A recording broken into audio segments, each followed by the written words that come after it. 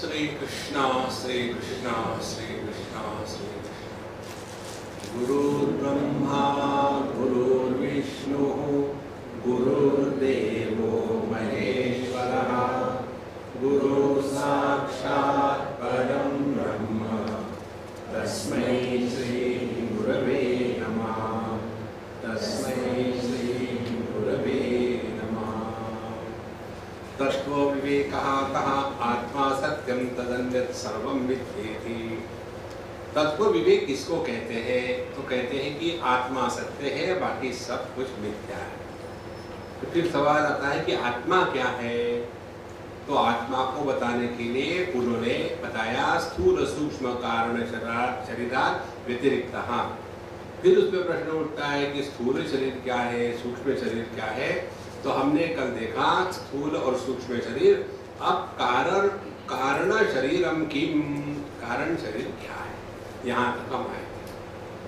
अनिर्वाच्य अनादि अविद्यारूपम शरीरद्वयस्य कारणमात्रम सत्स्वरूप अज्ञानम निर्विकल्पक रूपम यदस्ति तत्कारण शरीरम। अब यहाँ कारण शरीर के बारे में बता रहे हैं। देखो, पहले शरीर इस शब्द की परिभाषा ठीक से समझ लो तो फिर ये ठीक से समझ में आएगा।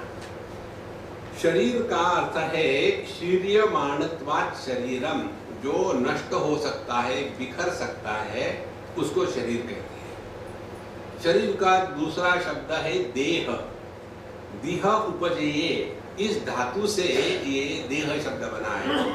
माने अनेक वस्तुओं के संग्रह से जो बनता है उसको देह कहते हैं। तो जो अनेक वस्तुओं के संग्रह से बना है और जिसका डिसइंटीग्रेशन, जिसका लय हो सकता है, उसको कहते हैं शरीर और देह। इसी प्रकार से ये स्थूल देह वही है और सूक्ष्म देह ये भी उसी प्रकार से नष्ट हो जाता है, इसीलिए उसको देह या शरीर कहते हैं। और तीसरी बात, अब कारण शरीर। तो शरीर का अर्थ हमारे मन में नॉर्मली क्या आता है कि जिसको आकार हो उसको शरीर कहते हैं। लेकिन यह शरीर जो है ये टेक्निकल शब्द है, उसको उस दृष्टि से समझो तो फिर समझने में कठिनाई नहीं आएगी। कितने साधकों को यही समस्या होती है कि स्थूल शरीर तो समझ में आ जाता है और सूक्ष्म भी थोड़ा थोड़ा आ जाता है, लेकिन ये कारण शरीर, इसका आकार कैसे होगा, ये समझ में नहीं आता, क्योंकि शरीर इस शब्द का ही अर्थ समझ में नहीं आया। अच्छा, अब क्या है कारण शरीर? पहली बात, अनिर्वाच्य, जिसके बारे में कुछ बोला ही नहीं जा सकता। ये ऐसा है वैसा है ऐसा बोला ही नहीं जा सकता। कारण क्या है? कहते हैं अनादि अविद्यारूपम। एक बार एक स्कूल में एक टीचर बच्चों को डिक्टेशन दे रही थी और बीच में घूम करके देख रहे थे। तो उस बच्चे को देखा, टीचर ने कहा, तुमको ये गलत स्पेलिंग किसने बताया, क्यों गलत लिख रहे हो? तो उसने कहा कि मैम, गलती बताते नहीं, गलती हो जाती है। कितनी सरल बात है। अज्ञान का कारण नहीं होता, अज्ञान ही कारण है। इसी प्रकार से यहाँ कहते हैं अनिर्वाच्य, इसका कोई वाच्यता, इसको कोई बताया नहीं जा सकता कि ये ऐसा क्यों है, ये ऐसा ही है। अनिर्वाच्य, अनिर्वाच्य इसलिए भी है, विवेक चूड़ामणि में शंकराचार्य भगवान कहते हैं सन अपि असन अपि उभयात्मिकानो, यह है भी और नहीं भी और दोनों भी है। देखो, जैसे उदाहरण ले लो कि ये बड़ा सूक्ष्म उदाहरण है, ध्यान से सुनना। अग्नि की जो दाहिका शक्ति है उसको हम कैसे पहचानते हैं? लकड़ी में जो अग्नि की दाहिका शक्ति है, वह दाहिका शक्ति जब तक के प्रकट नहीं होगी तब तक के पता नहीं चलता। तो लकड़ी तो ठंडी है, तो उसमें कैसे दाहिका शक्ति होगी? अच्छा, इस लकड़ी में अग्नि प्रकट होने के पश्चात जो दाहिका शक्ति है वो भी जलाती है, ये थोड़ी पता चलता है। तो फिर क्या करे, वो जो जलता हुआ कोयला है उसको अपने हाथ पर ले लो प्रसाद के रूप में, तो उससे क्या हो जाएगा कि आपके हाथ पर बढ़िया फोड़ा आ जाएगा। तो फिर आप फेंक दोगे उसको। अब वो दाहिका शक्ति, उस दाहिका शक्ति का जो कार्य है हाथ का फोड़ा, उसमें है क्या? उसमें भी नहीं है। तो कारण में भी उसका ज्ञान नहीं हो सकता। जब वो अव्यक्त है, उसका जब कार्य हो जाता है तो कार्य के साथ भी वो दाहिका शक्ति समझती नहीं। कहाँ है? फोड़े में गर्मी नहीं है, ठंडे कोयले में गर्मी नहीं है। तो फिर जब ये अव्यक्त है तब नहीं है, जब व्यक्त है तब है। इसीलिए ये है भी और नहीं भी। हद हो गई शराब। इसीलिए अनिर्वचनीय, इसके बारे में कुछ भी नहीं बोला जा सकता। जैसे अंधकार ले लो, अंधकार है क्या? नहीं। क्योंकि अंधकार क्या है? अंधकार है प्रकाश के अभाव को अंधकार कहते हैं। तो जो अभाव है माने वो है ही नहीं। तो यदि है नहीं तो अंधेरे में टकरा के गिर कैसे गए? क्योंकि अंधेरा था, अंधेरा है इसलिए। अरे बाबा, अंधकार माने प्रकाश का अभाव, तो जो है नहीं वो कैसे आपको परेशान करेगा? इसीलिए कहते हैं अनिर्वाच्य। इसके बारे में कुछ भी बोलो गलती ही होगा, या कुछ भी बोलो ठीक ही होगा।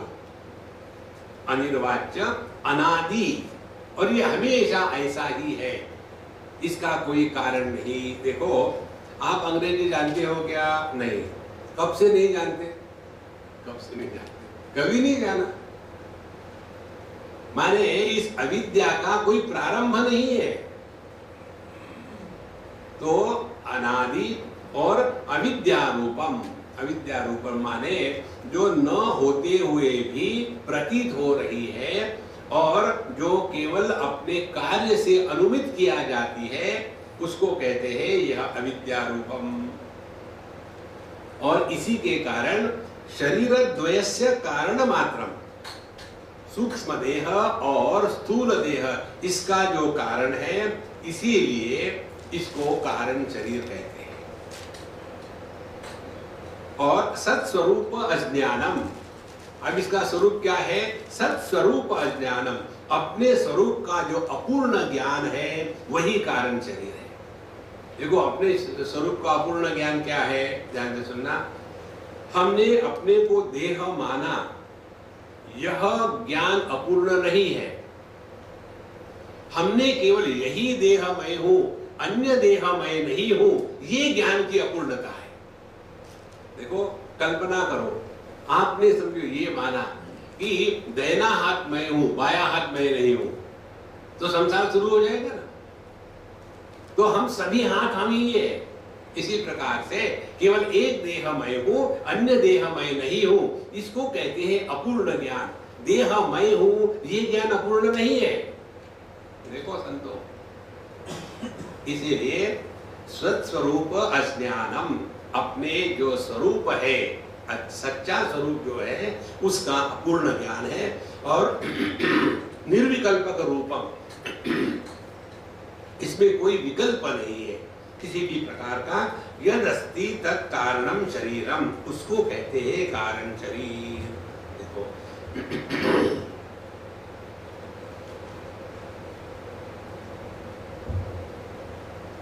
तो यह जो कारण शरीर है, इसी के कारण ये स्थूल देह और सूक्ष्म देह, इसका निर्माण होता है। तो हमको क्या बताया था? आत्मा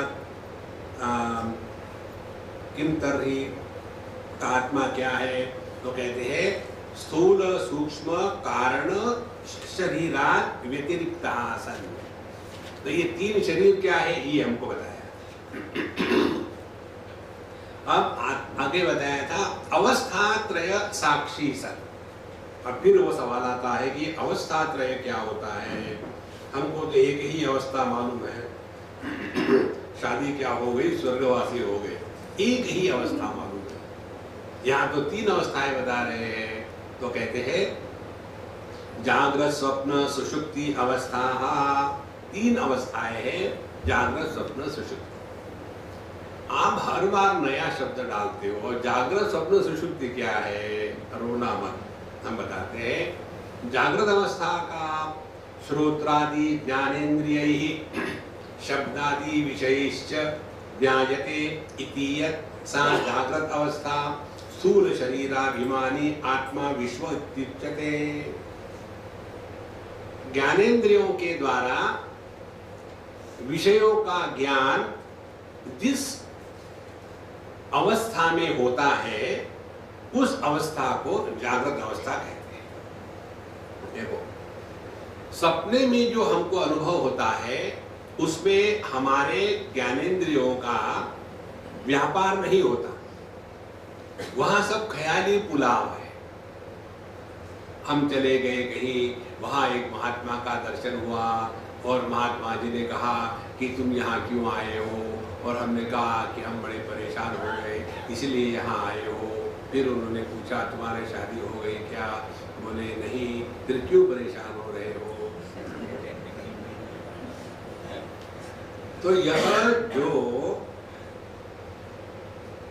सपने का अनुभव है, उसमें इंद्रियों का व्यापार नहीं है। तो कहते हैं श्रोत्रादि ज्ञानेन्द्रिय ही, तो 5 ज्ञानेन्द्रियों से 5 विषयों का अनुभव जिस अनुभूति में होता है, उसको जागृत अवस्था कहते हैं। और इस अवस्था में स्थूल शरीराभिमानी आत्मा विश्व इति उच्यते।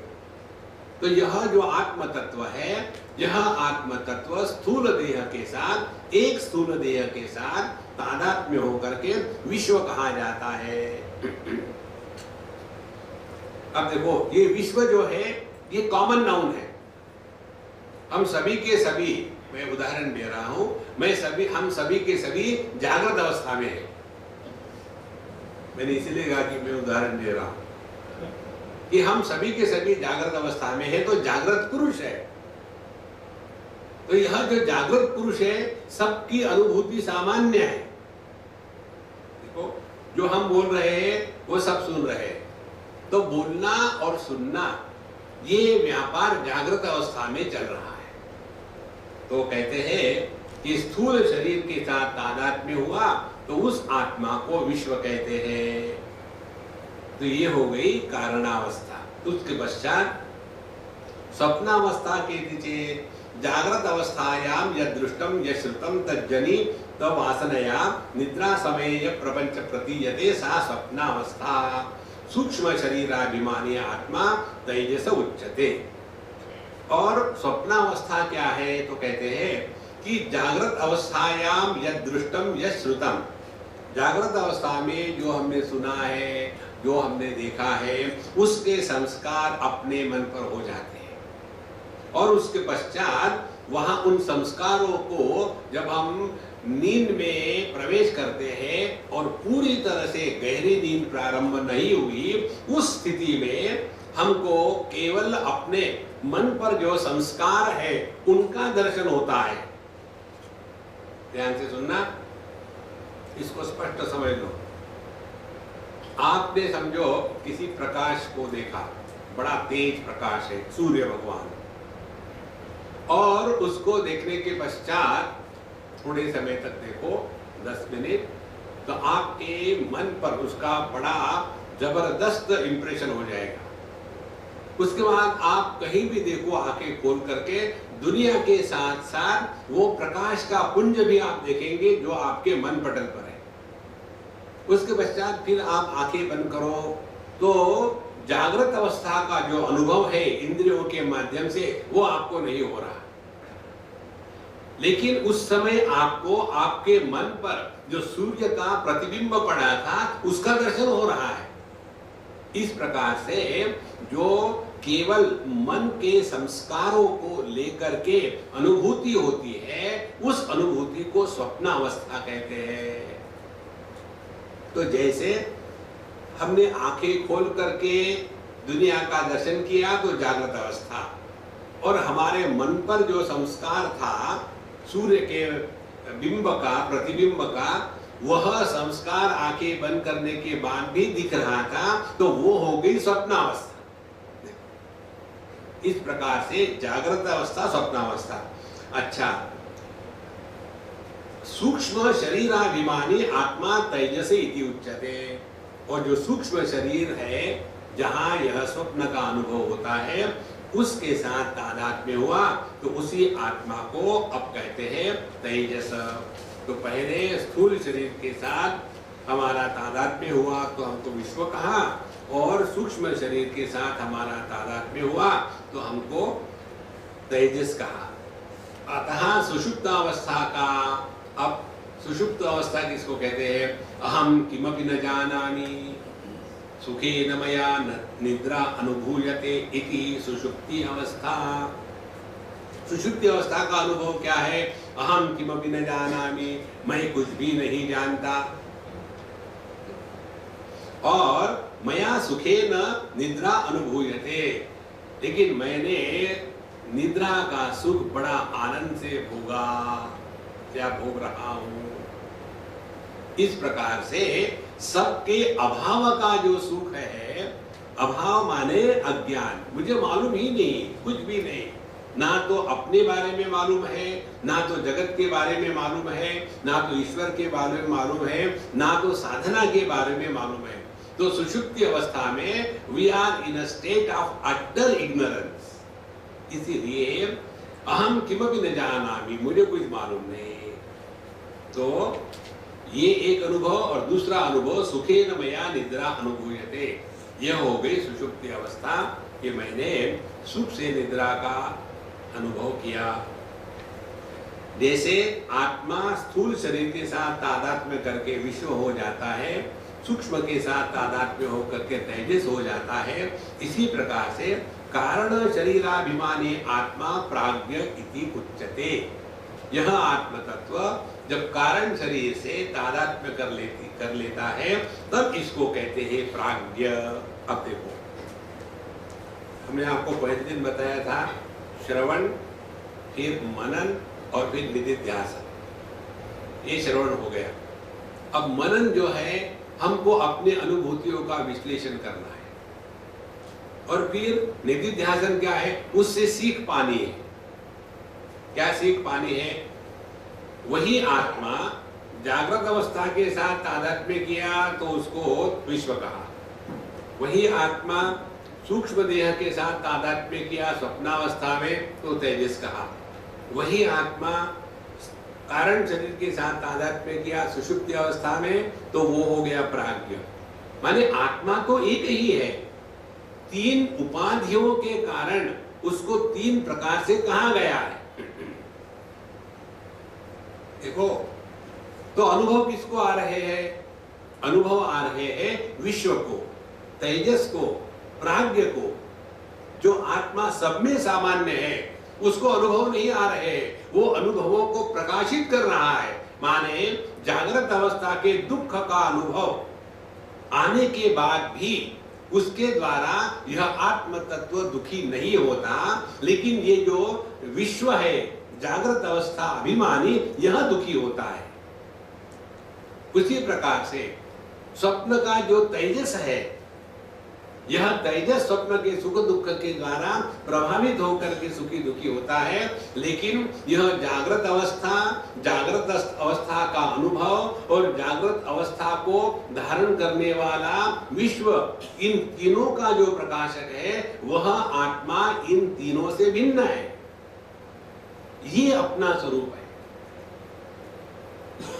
देखो, इसको हमको नित्य निरंतर याद रखना है।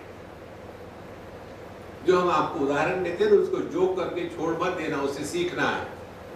जैसे आदमी एक ही है, अपने पिता की उपाधि को धारण किया तो पुत्र बन गया, तो हो समझो वो हो गया विश्व। फिर अपने पत्नी को उपाधि को धारण कर दिया तो वो हो गया तेजस।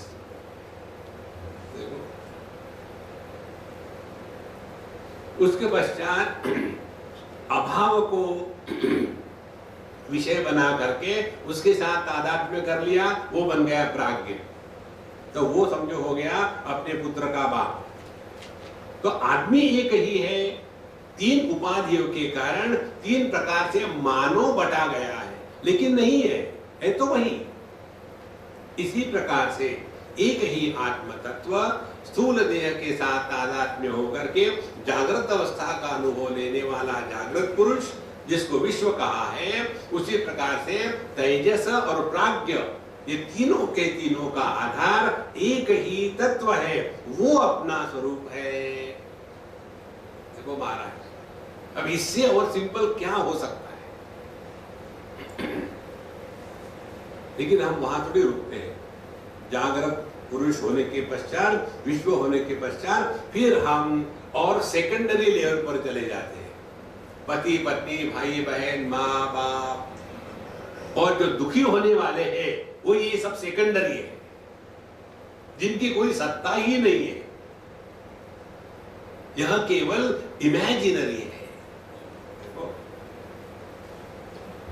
समझो किसी की बीवी सुंदर हो, गोरी हो, इंटेलिजेंट हो और समझदार हो और कभी झगड़ा नहीं करती हो, तो उसको आप क्या कहेंगे?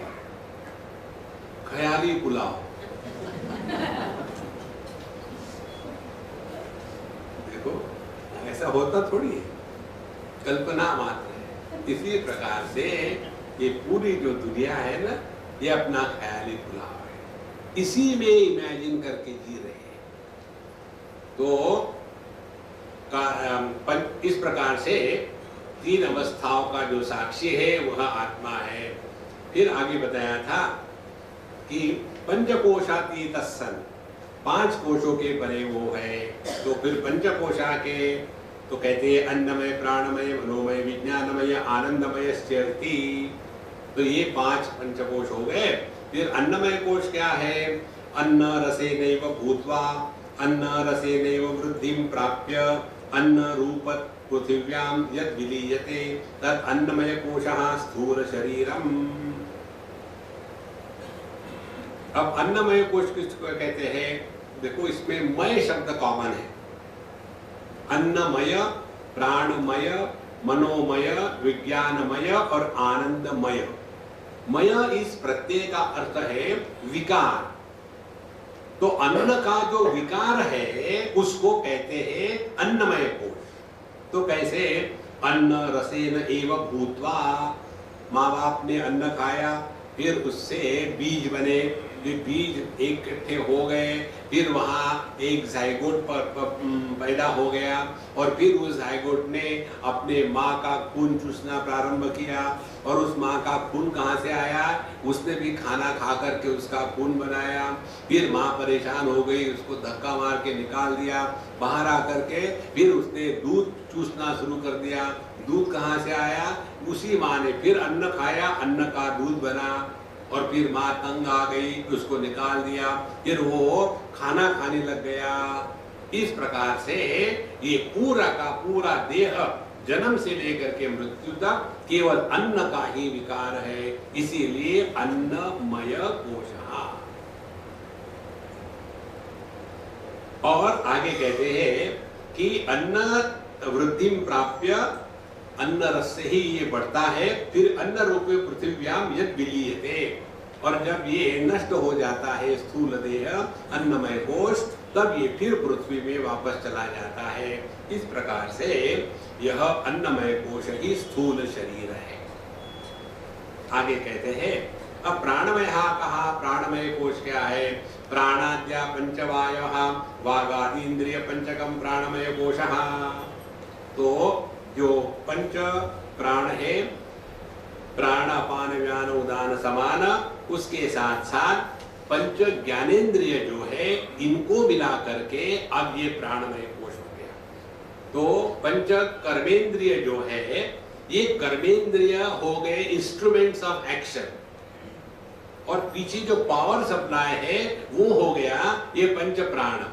तो ये पंच प्राणों के साथ ये पंच ज्ञान कर्मेंद्रिय कर्म में लग जाते हैं, इसको कहते हैं प्राणमय कोश। ये भी वायु का विकार है, प्राण का विकार है। योग शास्त्र के अनुसार अपने नाक से बाहर 12 उंगली तक के जो हवा होती है वो हवा प्राण में कन्वर्ट करना शुरू हो जाती है। वही हवा जब देह में प्रवेश करती है तो वही हवा 5 प्रकार से फंक्शनली डिफरेंशिएट हो जाती है। देखो, उसको कहते हैं प्राणमय कोश, इसीलिए ये भी वायु का विकार है। फिर मनोमय कोश कहा। मनोमय कोश किसको कहते हैं? मनश्च ज्ञानेन्द्रिय पंचकम मिलित्वा यो भवति स मनोमय कोशः। मन और 5 ज्ञानेन्द्रिय इनको मिला करके जो होता है उसको कहते हैं मनोमय कोश। देखो, अभी प्राणमय कोश क्या है? कर्मेंद्रिय और पंच प्राण। मनोमय कोश क्या है? ज्ञानेन्द्रिय और मन। उसके पश्चात विज्ञानमय कोश क्या है? बुद्धि ज्ञानेन्द्रिय पंचकम मिलित्वा यो भवति स विज्ञानमय कोशः। विज्ञानमय कोश माने बुद्धि और पंच ज्ञानेन्द्रिय इनको मिला करके जो होता है वो हो गया विज्ञानमय कोश। उसके पश्चात आनंदमय कहा, 5वां है आनंदमय कोश। क्या है? एवमेव कारण शरीर भूत अविद्यास्त मलिन सत्वम प्रियादि वृत्ति सहितम यत् सत् आनंदमय कोशः। अब आनंदमय कोश किसको कहते हैं? यही कारण शरीर है और यह अविद्यास्थ मलिन सत्वम, यहाँ तमोगुण का प्राधान्य है अंतःकरण में और इसमें प्रिया आदि वृत्ति सहितम। यहाँ 3 प्रकार के आनंद के विकार हमको समझ में आते हैं। एक है प्रिय, दूसरा है मोद, तीसरा है प्रमोद। किसी वस्तु को जब हम स्मरण करते हैं, प्रिय वस्तु का स्मरण करते हैं, तो जो खुशी है उसको कहते हैं प्रिय। उस वस्तु की उपलब्धि हो गई तो कहते हैं मोद, और उस वस्तु का भोग हो गया तो उसको कहते हैं प्रमोद। इस प्रकार से आनंद के ये 3 विकार हैं, इसीलिए इसको कहते हैं आनंदमय कोशः एतत् कोश पंचकम। अब इसको ध्यान से समझ लेना। चाहे 3 शरीर कहो, चाहे 5 कोश कहो, तात्पर्य एक ही है। जिसको अन्नमय कोश कहते हैं वही है स्थूल शरीर, जिसको आनंदमय कोश कहते हैं वही है कारण शरीर। तो फिर बचा क्या? सूक्ष्म शरीर। तो सूक्ष्म शरीर में ये 3 कोश आ जाते हैं। तो उसमें आ गया प्राणमय कोश, मनोमय कोश और विज्ञानमय कोश। जब ये सूक्ष्म शरीर इस स्थूल देह से निकल जाता है तब यह स्थूल देह एकदम मृत शव बन जाता है। तो यह जो साधना है हमारी, वो साधना इस सूक्ष्म देह पर होती है। और इसीलिए जो सिंपल साधना यही है कि स्थूल देह अन्नमय कोश ये हमारा मकान है, प्राणमय कोश ये हमारा पावर सप्लाई है, मनोमय कोश ये हमारे मीन्स ऑफ कम्युनिकेशन है, विज्ञानमय कोश मिस्टर आई है। तो ये मैं स्थूल शरीर के साथ तादात्म्य किया तो मैं जवान, मैं बूढ़ा, मैं पुरुष, मैं स्त्री। यही मैं जब प्राणमय कोश के साथ तादात्म्य करता है तो मैं भूखा, मैं प्यासा। यही मैं जब मनोमय के साथ तादात्म्य करता तब मैं सुखी, मैं दुखी। इस प्रकार से ये मैं जब तक ये तीनों के साथ है तब तक के आनंद कभी आया कभी गया, कभी आया कभी गया। और ये जो मैं हमेशा के लिए इस आनंद में डूब जाता है तब यह ज्ञान मुद्रा कहते हैं। इसको कहते हैं जीवन मुक्ति का आनंद। ये सब बताने का तात्पर्य क्या है? तात्पर्य ये है कि हम ये पंचकोशों के परे है, इन 3 अवस्थाओं के साक्षी है। अन्नमय कोश का अभाव हम सबको होता है स्वप्न में और गहरी नींद में।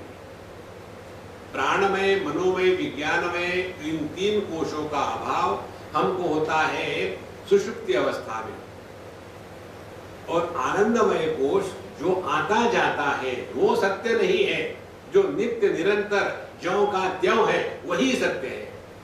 इसीलिए आनंदमय कोश भी आत्मा नहीं है।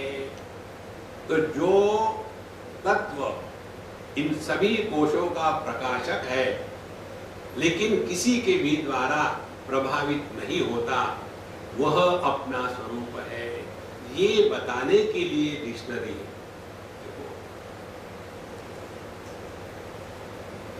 ये पुस्तक जैसा है ना, डिक्शनरी के जैसा लिखा है, तो किसी को भी डिक्शनरी पढ़ने में मजा थोड़ी आता है।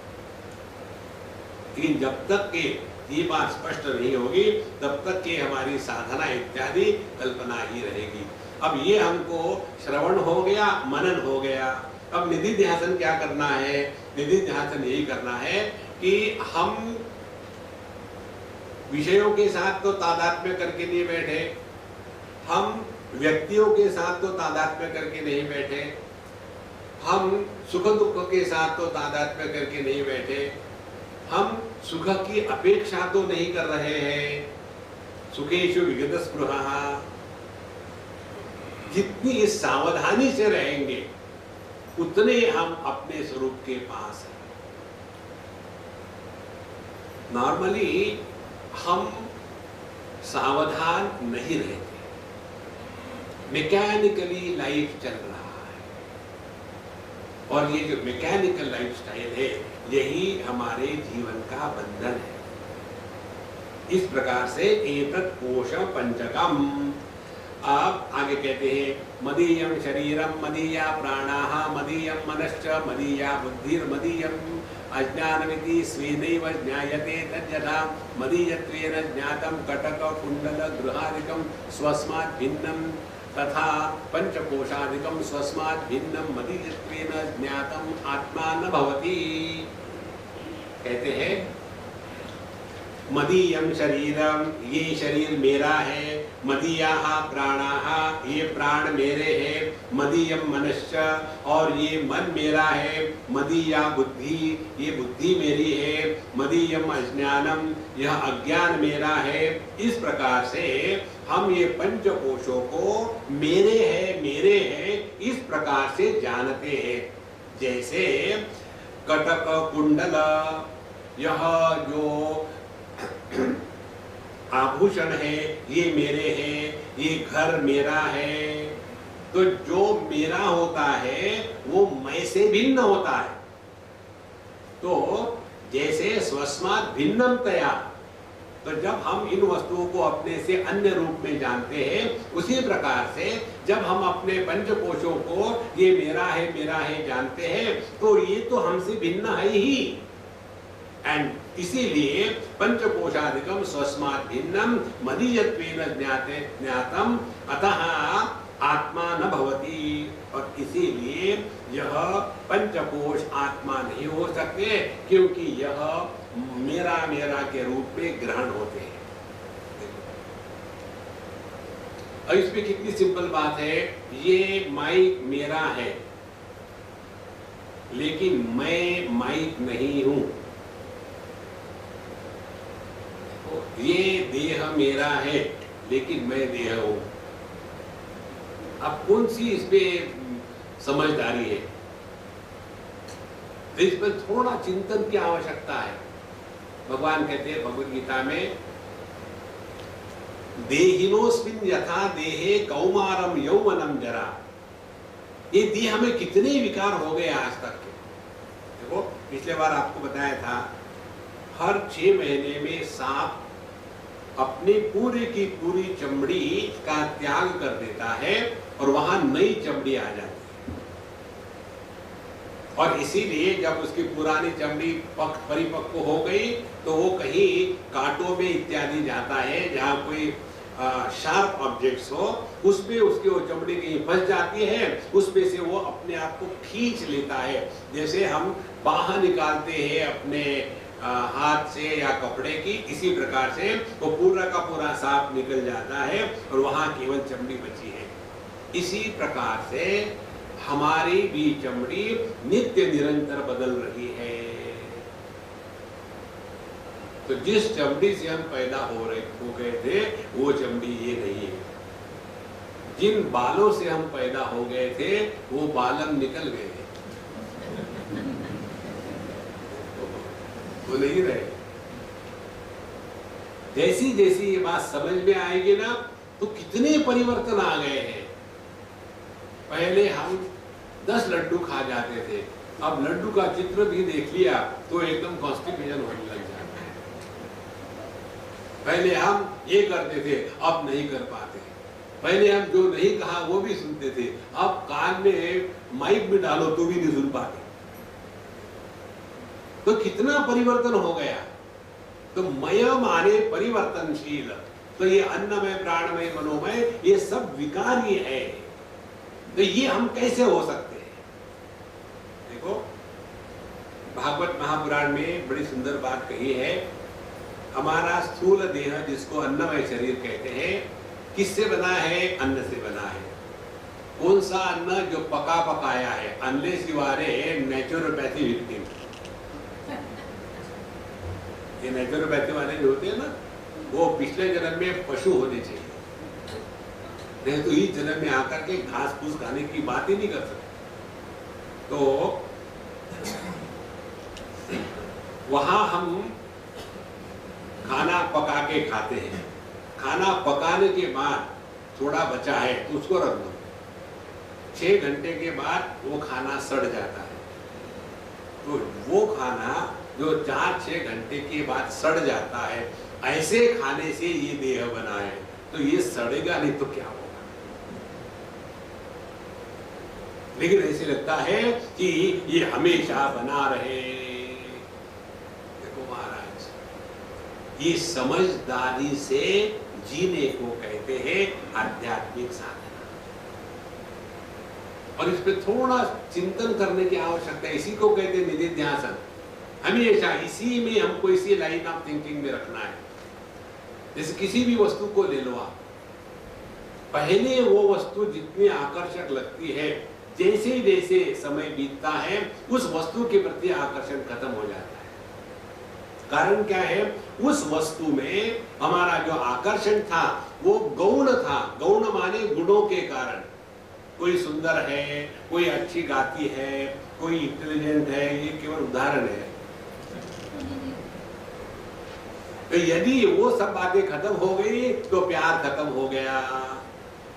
लेकिन जो हमारा प्यार जो माँ के प्रति है वो क्यों खत्म नहीं होता?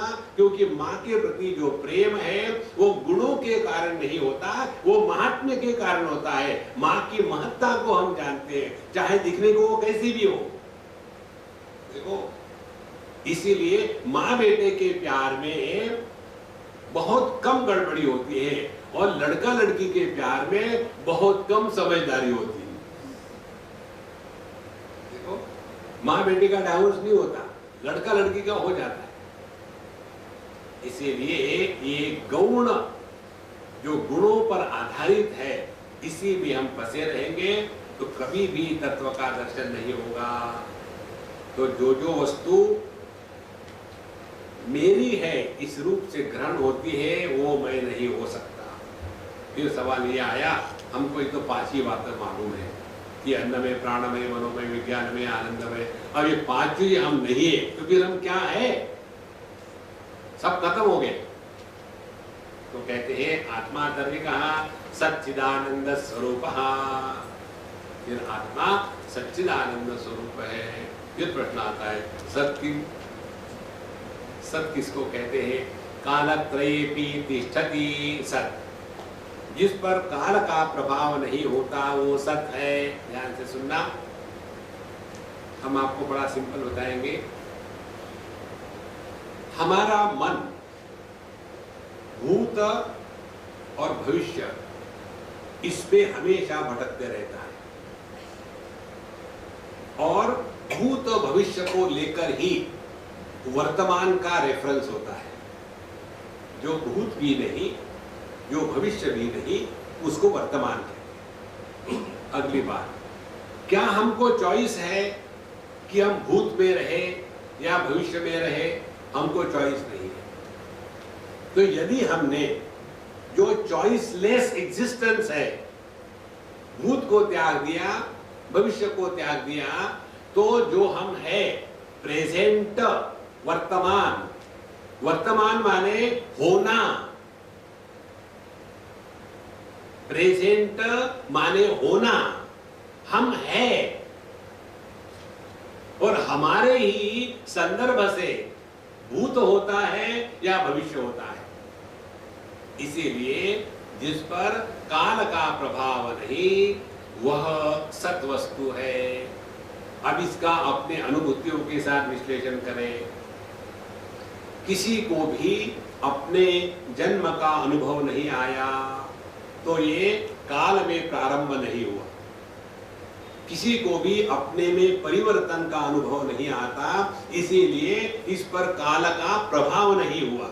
तो पहले काल में प्रारंभ नहीं हुआ, फिर दूसरा इसमें काल का प्रभाव नहीं हुआ, फिर तीसरी बात व्यक्ति को अपने मृत्यु का और अभाव का कभी अनुभव नहीं आता, इसीलिए इस पर यह काल में नष्ट नहीं होता। तो जो काल में प्रकट नहीं हुआ, जो काल में परिवर्तन को प्राप्त नहीं होता और जो काल में समाप्त नहीं हो जाता वह आत्म तत्व है। अब इसको करना क्या है? कुछ भी नहीं करना। अपना जो होना है उसी को पहचानना है। और ये अपना जो होना है यह ना तो ज्ञानेंद्रियों का विषय है, ना तो मन का विषय है, ना तो बुद्धि का विषय है।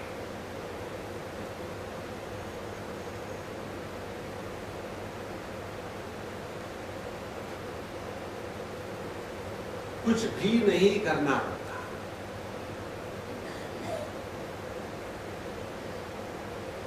कुछ प्रयत्न नहीं है, अपने होने में प्रयत्न नहीं है।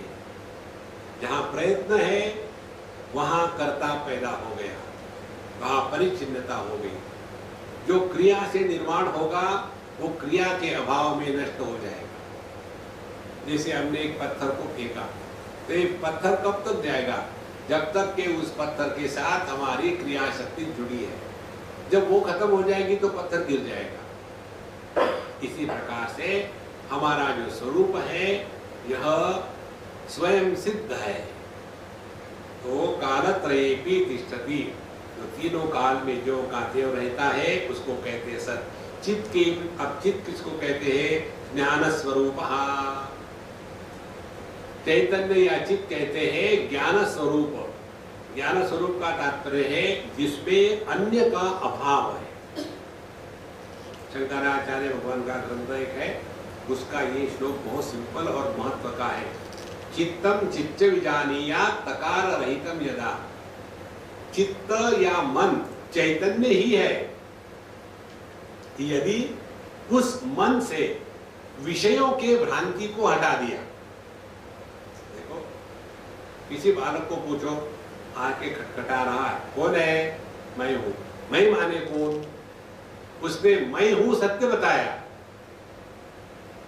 लेकिन हमको सत्य की सत्यमेव फेलते ना जयते।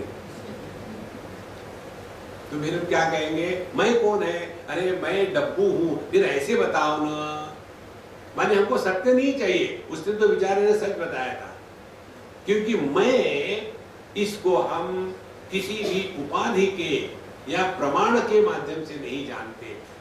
जो अनुभूति प्रमाण निरपेक्ष है उसको कहते चित्त।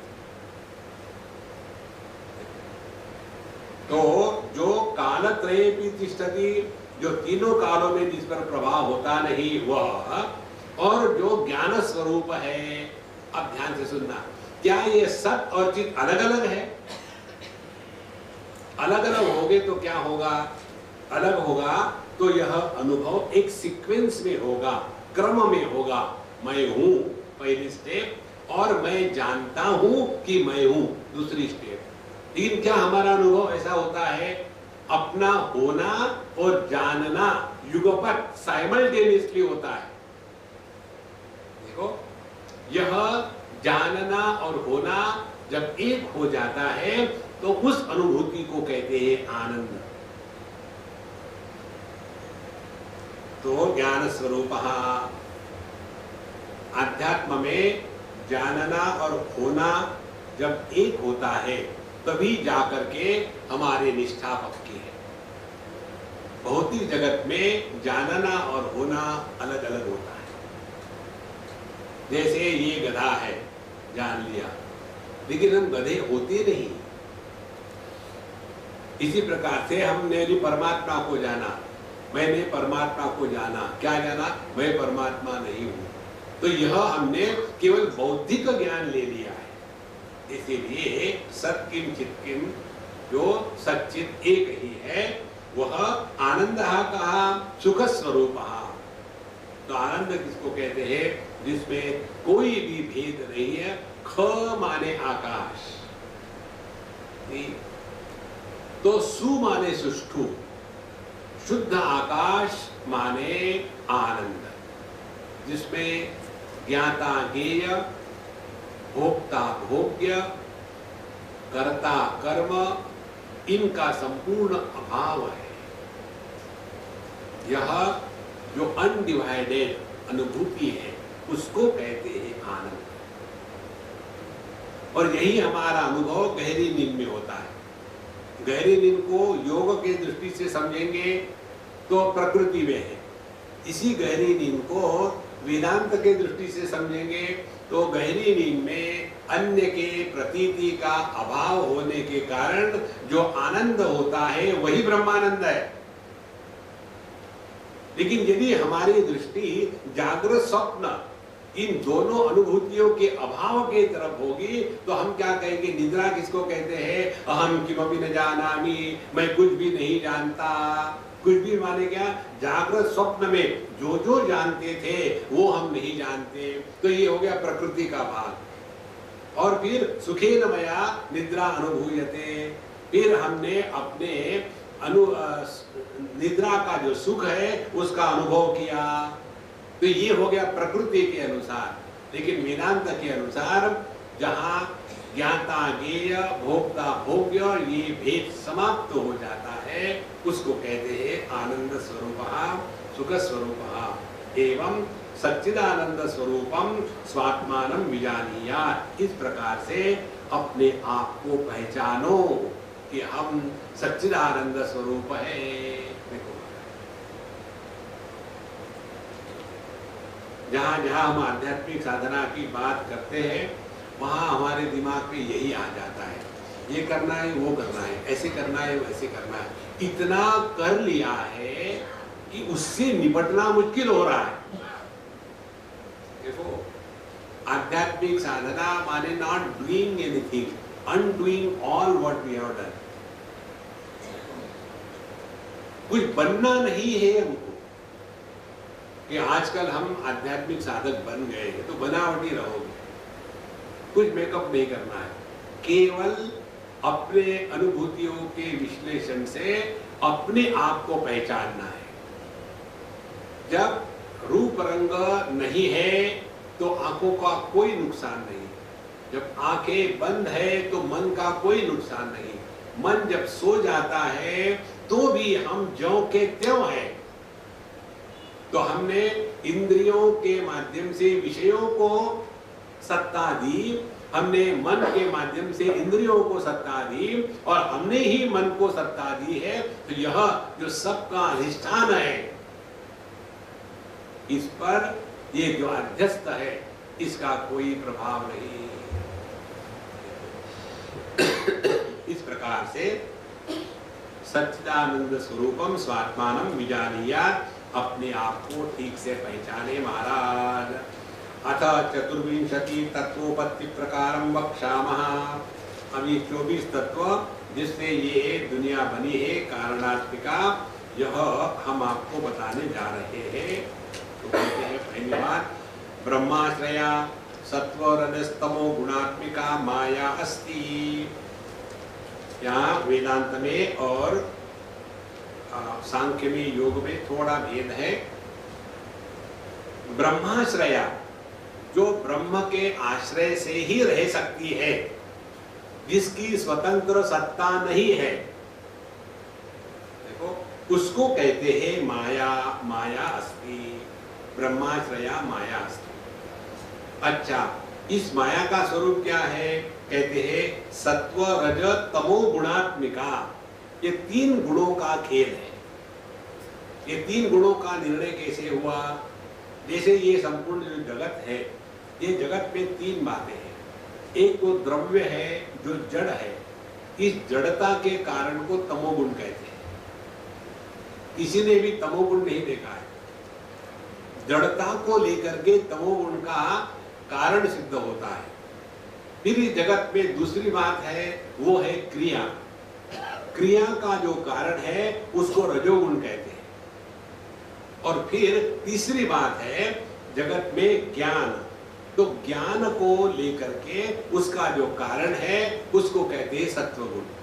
तो कार्य से कारण की सिद्धि होती है हमेशा। देखो, तो यह जो त्रिगुणात्मिका माया है, सत्व रजस तमस, इससे युक्त जो है माया, वो ब्रह्माश्रया है, उसकी स्वतंत्र सत्ता नहीं है।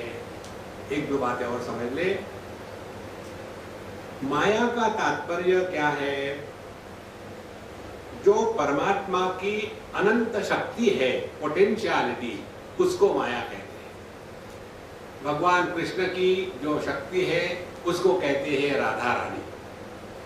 भगवान राम की जो शक्ति है उसको कहते हैं सीता मैया। शिव जी की जो शक्ति है वो है पार्वती माता। इस प्रकार से तंत्र शास्त्र में इनको शक्ति के रूप में कहा गया है और वेदांत में इसी को माया के रूप में कहा गया है। लेकिन वेद और सांख्य में इसको प्रकृति के रूप में कहा गया है। मूल भेद प्रकृति, बाकी इसमें यही है कि सांख्य कहता है प्रकृति पुरुष अलग अलग है, प्रकृति पुरुष अनेक है, प्रकृति के अनुसार वो बदलते रहते हैं। तो वहां उन्होंने जीव को ही पुरुष कहा है।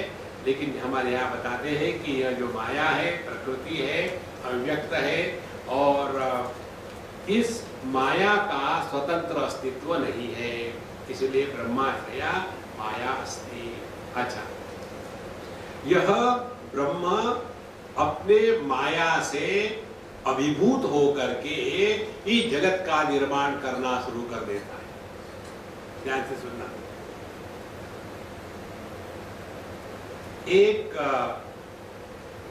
लड़का उदाहरण के लिए छोटा सा है, तो उसमें जो प्रजनन प्रक्रिया है वो अभी प्रारंभ नहीं हुई। जब वो मैच्योर हो जाता है तब उसमें ये प्रजनन प्रक्रिया जागृत हो जाती है। तो जागृत होने के पश्चात ही वो प्रजनन प्रारंभ कर सकता है, उसके पहले नहीं। इसी प्रकार से परमात्मा या ब्रह्म अपने माया को इन्वोक जब करता है तब उसको ईश्वर कहा जाता है।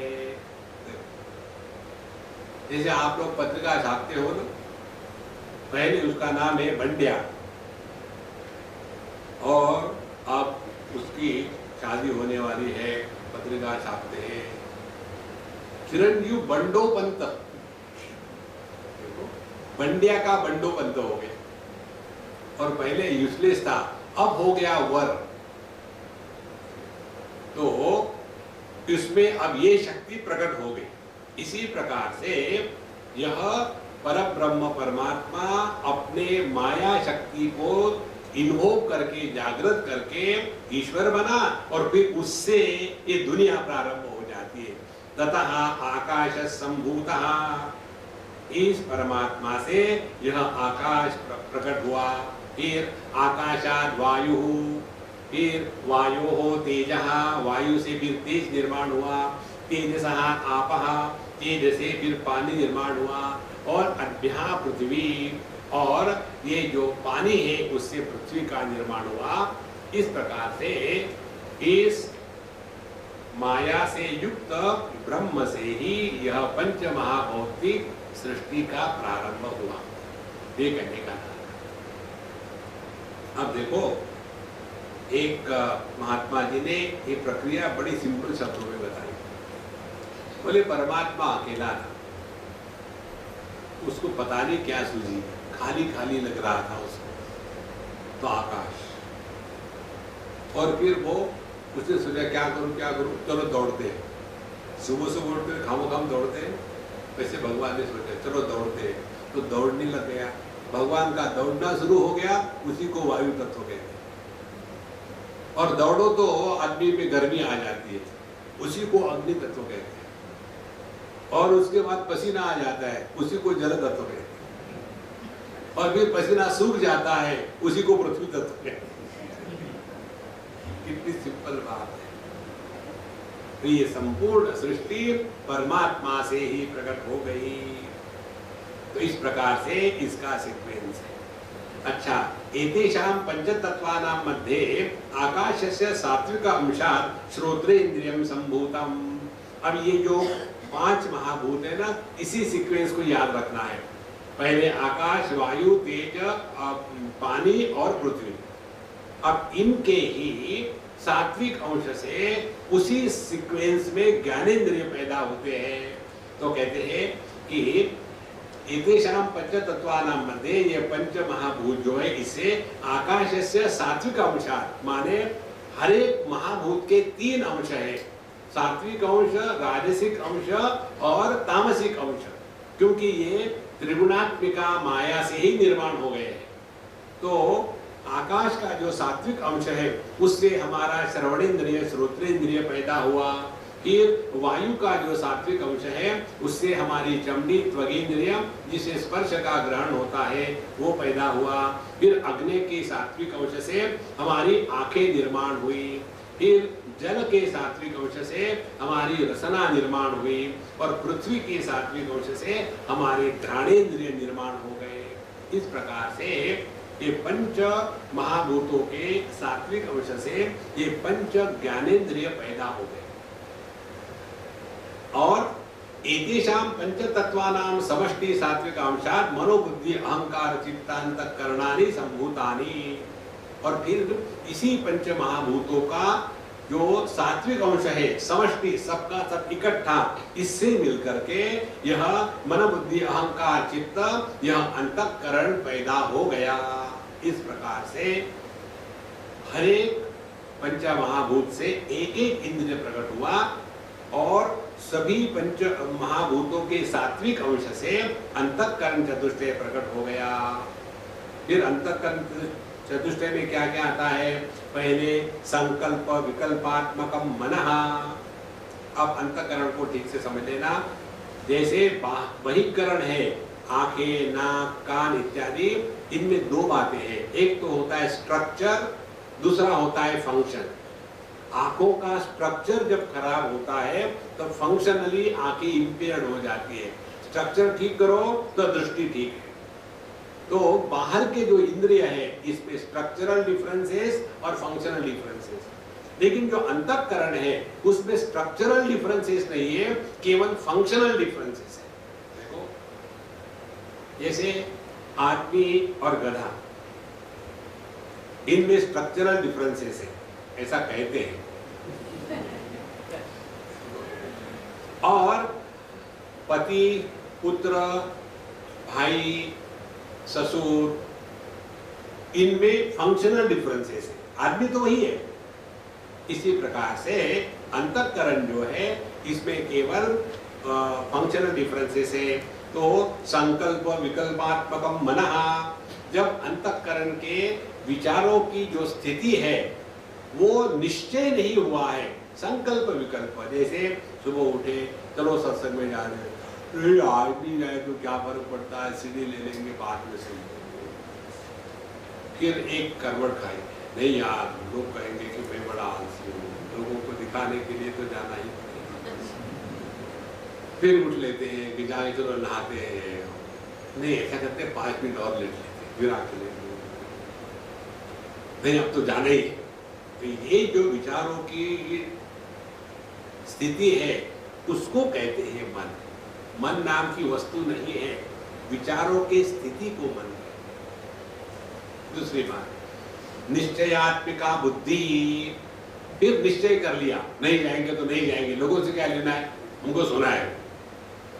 अब हमने कौन सा निर्णय लिया, ये महत्व की बात नहीं, निर्णय लिया ना, वो स्थिति हो गई बुद्धि की। फिर अहंकर्ता, अहंकार, और जहां मैं कर रहा हूं, यह कर्तृत्वाभिमान है, उसको कहते अहंकार। ध्यान से सुनना, अहंकार ये तत्व है, अहंकार का नाश नहीं होता। अहंकार के कारण ही हमारे पंच महाभूत इकट्ठे होकर के देह के रूप में रहते हैं। जहां अहंकार सूक्ष्म देह के साथ जीव के रूप में देह से निकल जाता है, उसके बाद ये पंच महाभूतों का बना हुआ पुतला डिसइंटीग्रेट होने लग जाता है। इसीलिए एक सज्जन ने मुझे कहा था, स्वामी जी मेरे वाइफ को बहुत अहंकार है। हमने कहा देखो अच्छी बात है, क्यों? वो मरी नहीं अभी तक। अहंकार निकल जाएगा तो वो मर जाएगी। बोले पहले क्यों नहीं बताया?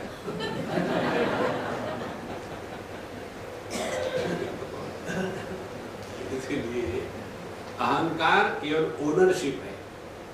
और चिंतन कर्तृ चित्तम, तो संकल्प किसका? मेरा। निश्चय किसका? मेरा। चिंतन कौन कर रहा हूं? मैं। तो यह चिंतन करने की जो प्रक्रिया है उसको कहते हैं चित्त। और इन तीनों का जो मालिक है उसको कहते हैं अहंकार। फिर आगे कहते हैं जैसे सभी इंद्रियों के अधिष्ठातृ देवता थे, इसी प्रकार से अंतःकरण चतुष्टय के भी अधिष्ठातृ देवता है। कहते हैं कि मनसो देवता चंद्रमा, मन का जो देवता है वो चंद्रमा है। इसीलिए पागल खाने में पूर्णमासी के दिन वहाँ स्पेशल पार्टी होती है, क्योंकि चंद्रमा पूरी तरह से है, तो ये भी फुल्ली चार्ज हो जाता है। तो मन का देवता चंद्रमा है। बुद्धे है ब्रह्मा, बुद्धि का देवता ब्रह्मा जी। अहंकार से रुद्र, अहंकार के देवता रुद्र है। और चित्तस्य वासुदेवः, इसीलिए कहते हैं ना कि शुद्ध अंतःकरण को वसुदेव कहते हैं, उसमें जो प्रकट होता है उसको वासुदेव कहते हैं। यह जो चित्त की देवता है वो वासुदेव है। इसी प्रकार एतेषां पंचतत्वानां मध्ये आकाशस्य राजसंशात् वागीन्द्रिय संभूतम्। अब उसी सीक्वेंस में कर्मेंद्रिय की बात शुरू हो जाती है। तो आकाश के राज्य अंश से हमारी वाणी प्रकट होती है, वायु के राज्य अंश से हाथ प्रकट होते हैं, वन्नी के राज्य अंश से पैर प्रकट होते हैं। फिर यहाँ ऊपर नीचे गड़बड़ हो गई है, पृथ्वी के राज्य अंश से गुदेंद्रिय, जल के राज्य अंश से गुदेंद्रिय प्रकट होता है, और पृथ्वी के राज्य अंश से उपस्थेंद्रिय प्रकट होता है। इस प्रकार से ये पंच महाभूतों से ये पांच कर्मेंद्रिय प्रकट हो गए। और एतेषां समष्टि राजसंशात् पंच प्राणा संभूताः। तो जैसे सभी के सभी सत्व गुण के द्वारा अंतःकरण चतुष्टय बनता है, तो सभी पंच महाभूतों के रजोगुण का समष्टि जो है, एकत्र जो है, उसको कहते हैं पंच प्राण। एतेषां पंच तत्वानां, अब ये जो पांच तत्व है महाभूत, इनके तमोगुण जो है, इस तमोगुण से ये जड़ सृष्टि निर्माण होती है। तो कहते हैं एतेषां पंचतत्वानां तामसंशात् पंचीकृत पंचतत्वानि भवन्ति। ध्यान से सुनना, सात्विक और राजसिक अंश जो है पंच महाभूतों का, उसमें स्थूलीकरण नहीं होता। केवल जो तामसिक अंश है उसका स्थूलीकरण होता है, जिसको पंचीकरण कहते हैं। तो पंचीकरण किसको कहते हैं?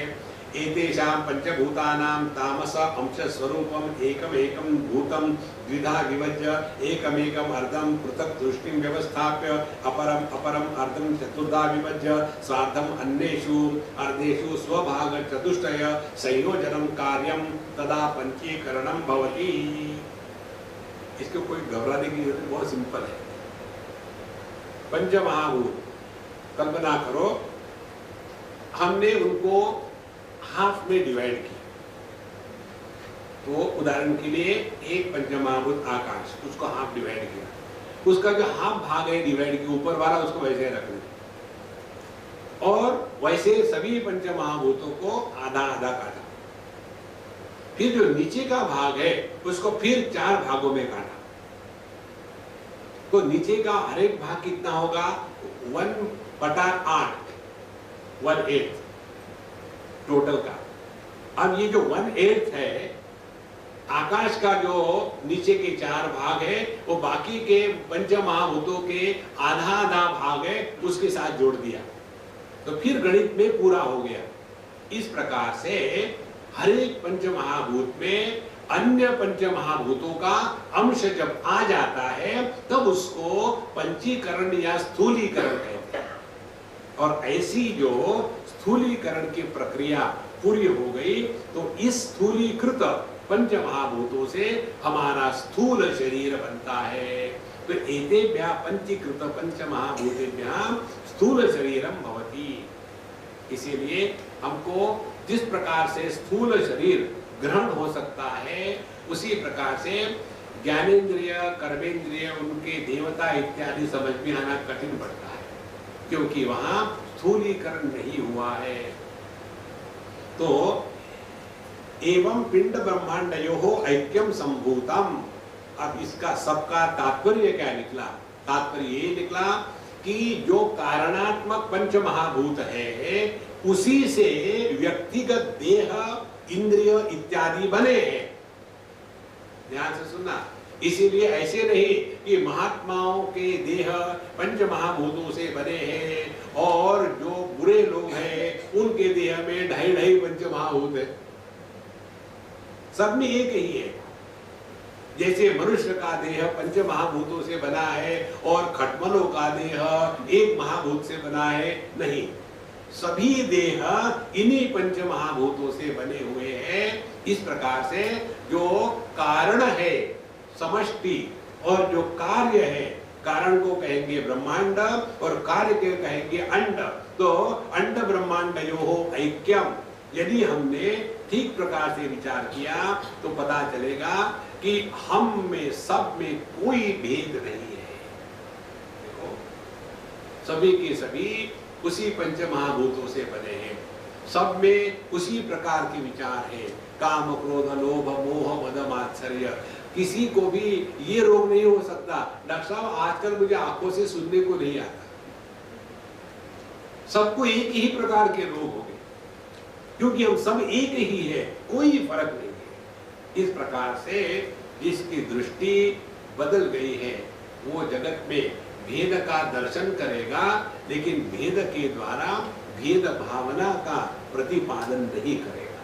देखो महाराज, भेद का दर्शन करने में कोई समस्या नहीं है, लेकिन उस भेद के दर्शन के पश्चात यदि हमने भेद भावना का समर्थन किया तब जाकर के संसार शुरू हो जाता है। इसी के बाद फिर तू मैं तेरा तेरा मेरा मेरा, ये तेरा है ये मेरा है, यहां से झगड़े शुरू हो जाते हैं। एक पति पत्नी में झगड़ा हो रहा था माँ बाप को लेकर, तो लड़के ने कहा तुमको तो मेरी कोई भी बात पसंद नहीं आती। क्यों? देखो ना, मेरे माँ बाप तुमको पसंद नहीं आते, मेरे सास ससुर भी तुमको पसंद नहीं आते। हम भले मेरे सास ससुर कहे, लेकिन है तो उसके ही माँ बाप ना। तो ये जो संसार है ना, ये तेरा मेरा मेरा तेरा का चक्कर है। थोड़े ऊपर उठ जाओ इससे। कितने दिन रहना है इसमें?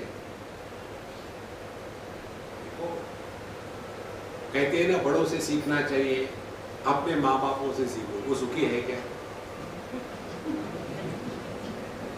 तो तुम कहां सुखी रहोगे? देखो, जैसे लोहे की बनी हुई जंजीर में सोना नहीं होता, लोहा ही होगा। दुखी माँ बाप के बच्चे सुखी कैसे? आज तक दुनिया में एक भी सुखी माँ बाप नाम का प्राणी निर्माण नहीं, लेकिन ऐसे फंसे हैं मानो यही सब कुछ है दुनिया में, और बहुत बढ़िया चीजें हैं। ये सब होने के लिए ये फंडामेंटल्स पक्के होने चाहिए। तो फंडामेंटल्स पक्के नहीं होंगे तो लाइफ मेंटल होगी, और फंडामेंटल्स पक्के होंगे तो लाइफ फन होगी। Now you decide whether you want to make your life a fun or mental.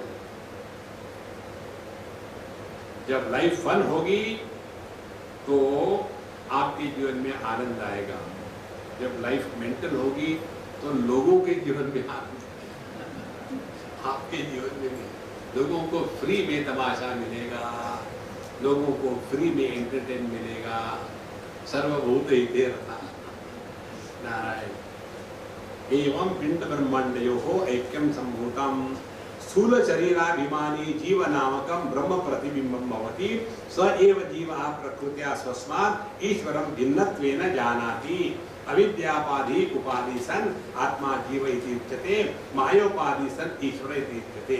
एवं उपाधि भेदान जीवेश्वर भेद दृष्टि यावत् पर्यंत तिष्ठति तावत् पर्यंत जन्म वर्णादि रूप संसारो न निवर्तते। अब देखो इस पे क्या क्या बातें बताइए। स्थूल शरीर अभिमानी जीव नामकम ब्रह्म प्रतिबिंबम भवति। जीव किसको कहते हैं? परमात्मा का प्रतिबिंब सूक्ष्म देह में पड़ने के पश्चात यह सूक्ष्म देह मानो सजीव हो जाता है। इसको ऐसा समझो, एक बकेट में पानी है और उस बकेट की चारों तरफ अंधकार है, तो आपको पता भी नहीं बकेट है, आपको पता भी नहीं उसमें पानी है, लेकिन कहीं से दूर से एक छोटे से छेद से एक छोटा सूर्य का प्रतिबिंब उस पानी में पड़ा, तो क्या हो जाएगा? वो पानी में पड़ा हुआ जो प्रतिबिंब है सूर्य का, उससे दूसरी प्रकाश की किरणें निकलेगी और वो प्रकाश की किरणें दीवार पर पड़ेगी। तो हम उस प्रतिबिंब जो दीवार पर पड़ा है उससे अनुमान निकालेंगे कि यहाँ सूर्य का प्रकाश कैसे आया, तो उस बकेट में जो सूर्य का प्रतिबिंब है वहां से आया। तो वो पानी स्वयं ही प्रकाश निर्माण नहीं कर सकता, बल्कि उस पानी में जो सूर्य का प्रतिबिंब है उस प्रतिबिंब से प्रकाश निकल रहा है। इसी प्रकार से सूक्ष्म देह अपने आप में जड़ है। इस सूक्ष्म देह में जब परमात्मा का प्रतिबिंब चिदाभास के रूप में होता है तब यह सूक्ष्म देह सजीव हो जाता है। जैसे बल्ब में बिजली की अभिव्यक्ति प्रकाश के रूप में होने की क्षमता जब होती है तब उस बल्ब को सजीव बल्ब कहते हैं। यदि क्षमता नहीं है तो उसको फ्यूज बल्ब कहते हैं। इसी प्रकार से जब हमारे देह में परमात्मा के प्रतिबिंब को ग्रहण करने की क्षमता है तब उसको कहते हैं सजीव सूक्ष्म देह। सजीव सूक्ष्म देह जब यह स्थूल देह के साथ तादात्म्य करता है तब उसको जीव कहते हैं। तो जीव क्या हो गया? जीव हो गया बल्ब में के प्रकाश के तुल्य। सभी बल्बों में प्रकाश ही होता है। तो प्रकाश व्यक्ति नहीं है, अभिव्यक्ति है। इसी प्रकार से जीव यह व्यक्ति नहीं है, अभिव्यक्ति नहीं। अब जीव व्यक्ति नहीं, अभिव्यक्ति है। अब होता क्या है? इसी जीव को ऐसे लगता है कि मैं अन्य देह से भिन्न हूं, तो स एव जीवः प्रकृत्या स्वस्मात् ईश्वरं भिन्नत्वेन जानाति। यह जो जीव भाव है अपने आप को अन्य से और ईश्वर से अलग मानने लग जाता है। अब कोई वस्तु, कोई व्यक्ति कुछ मानता है, उसका कोई कारण नहीं। जैसे कोई अपने को मानता है कि मैं बड़ा इंटेलिजेंट हूं, अब इसको क्या कर सकते है बेवकूफ, लेकिन लग रहा है मैं तो मानता हूं मैं तो बड़ा इंटेलिजेंट। ये माताएं होती है ना, ये हमेशा ये सोचती है कि मेरा लड़का बड़ा इंटेलिजेंट, मानती है। तो अविद्यापाधि उपाधि सन आत्मा जीव उच्यते। तो परमात्मा ने ये अविद्या की उपाधि को धारण कर लिया तो उसको जीव कहते हैं, और उसी परमात्मा ने माया के उपाधि को धारण कर लिया तो उसको ईश्वर कहते हैं। तो कारण शरीर यदि उपाधि है तो उसको जीव कहेंगे, और माया यदि उपाधि है तो उसको ईश्वर कहेंगे। एवं इस प्रकार से उपाधि भेदात, उपाधि के भेद के कारण जीव ईश्वर भेद दृष्टि जब तक के रहेगी तब तक के ये जन्म मरणादि रूपो संसार न निवर्तते, तब तक के ये जन्म मरण का चक्कर खत्म नहीं होगा। इसको जरा सूक्ष्मता से चिंतन करते रहे। एक ही आदमी पिता की उपाधि से पुत्र हुआ तो वो हो गया जीव, और वही लड़का अपने पुत्र की उपाधि से पिता हो गया तो हो गया ईश्वर। और इसमें जो दुखी होने वाला है वो जीव है, बाप मेरी एक बात मानता नहीं, और जो ईश्वर है अपने बच्चे को डांटते रहता है। यही संसार है। जब इसमें से निकलना, ये जीवन का तात्पर्य समझ में आएगा। तस्मात् कारणा जीवेश्वरयोः भेद बुद्धि न स्वीकार्या, और इसके कारण ईश्वर और जीव में भेद को स्वीकार नहीं करना चाहिए। ये हो गई साधना। अब जीव ईश्वर को भेद नहीं करना चाहिए, इसका अर्थ क्या है, क्या ये संभव है क्या नहीं है, यह विचार हम कल करेंगे। ओम पूर्णमदः पूर्णमिदं पूर्णात् पूर्णमुदच्यते पूर्ण